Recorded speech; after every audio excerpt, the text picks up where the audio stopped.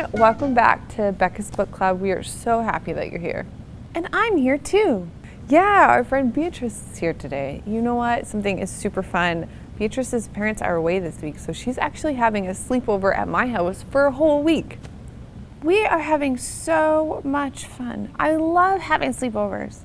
I love having sleepovers too, but you know what, Beatrice? You snore so loud. I had no idea elephants could snore so loud. I can't help it. Well, Beatrice, you came at the perfect time because we are continuing to read the Storybook Bible, and the story that we're going to read today is called In the Beginning, A Perfect Home. Oh, sounds great. I'm going to get comfy. Let's read. Sounds good. Let's read. The Beginning, A Perfect Home. In the beginning, there was nothing. Nothing to hear, nothing to feel, nothing to see. Only emptiness and darkness and nothing but nothing. But God was there, and God had a wonderful plan. I'll take this emptiness, God said, and I'll fill it up.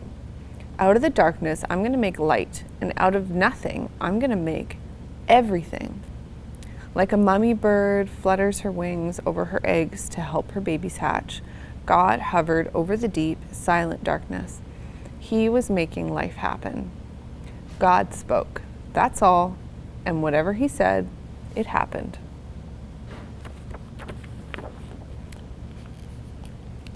God said, "Hello, light," and light shone into the darkness. God called light day, and the darkness night. "You're good," God said, and they were. Then God said, "Hello, sea, hello, sky," and a great space opened up, wide and deep and high. "You're good," God said, and they were. Then God said, "Hello, land," and there, splashing up through the oceans, came cliffs, mountains, sandy beaches. "You're good," God said, and they were. "Hello, trees," God said, "hello, grass and flowers," and everything everywhere burst into life. He made buds bud, shoots shoot, flowers flower. "You're good," God said, and they were. Here are the mountains and the waves. Oh, they look like they're having so much fun. These beautiful flowers, the tree. That's our world. "Hello, stars," God said. "Hello, sun. Hello, moon." And whizzing into the darkness came fiery globes, spinning around and around, whirling orange, purple, and golden planets. "You're good," God said, and they were. I just love this page. I think space is so cool. Wow, that's amazing. "Hello, birds," God said, and with the fluttering and flapping and chirping and singing, birds filled the skies. "Hello, fish," God said, and with the darting and dashing and wriggling and splashing, fish filled the seas. "You're good," God said, and they were. Then God said, "Hello, animals," and everyone came out to play. The earth was filled with noisy noises, growling and gobbling and snapping and snorting and happy skerfuffling. "You're good," God said, and they were. I love it. All the animals came out to play. There's a turtle. I love turtles. They're my favorite. God saw all that he had made, and he loved them, and they were lovely because he loved them.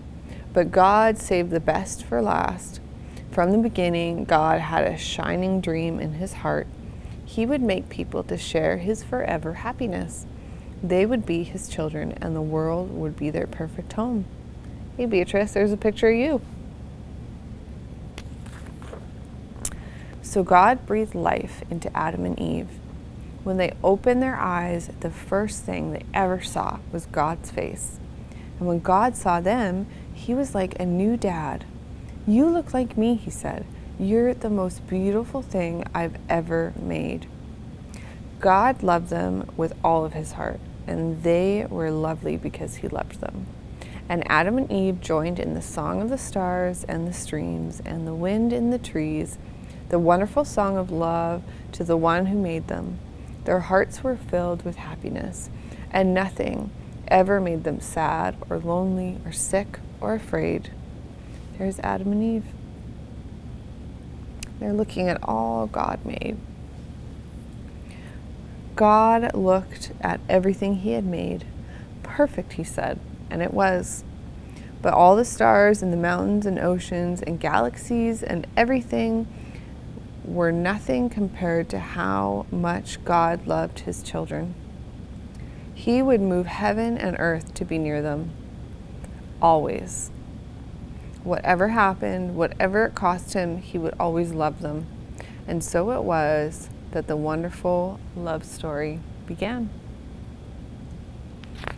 Well, tune in next week for the next story. It's called The Terrible Lie.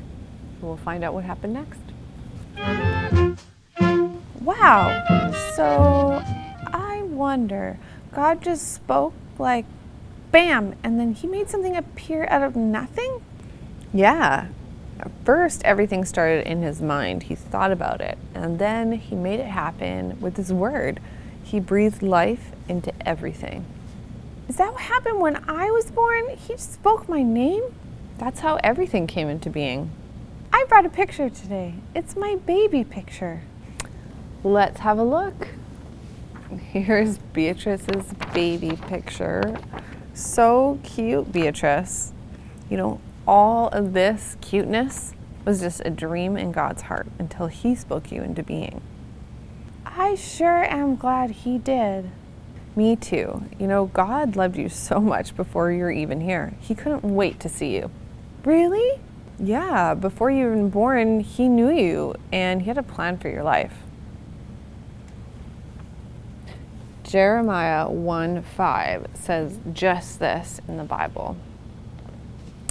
It says, "Before I formed you in the womb, I knew you, and before you were born, I set you apart."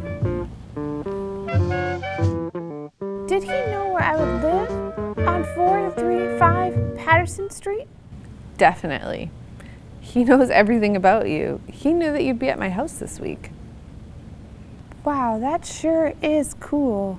Guess what, Beatrice? We got another picture this week, and this week we have a picture from our friend Coco. She drew a picture of God. When I asked her about this picture, she said that God was going to go have a rest. And you know what? This goes perfectly with this week, because did you guys know after God made the whole world, he went for a rest? Yeah, he thought he did such a good job and he worked so hard that he rested. And so maybe this is what Coco was drawing. You did such a good job, Coco. We are so proud of you. Why don't you guys send your pictures of God making something from nothing? That's a great idea, Beatrice. Why don't you guys send in your drawings? You can either bring them in on Sunday or you can ask your parents for help and you can email them like Coco did. Well, guys, we gotta go. Me and Beatrice are gonna go put on our PJs and get ready for a slumber party. My pajamas are just slippers. Yeah, I guess elephants don't really need pajamas. Well, guys, see you next week. Thanks for tuning in. Bye.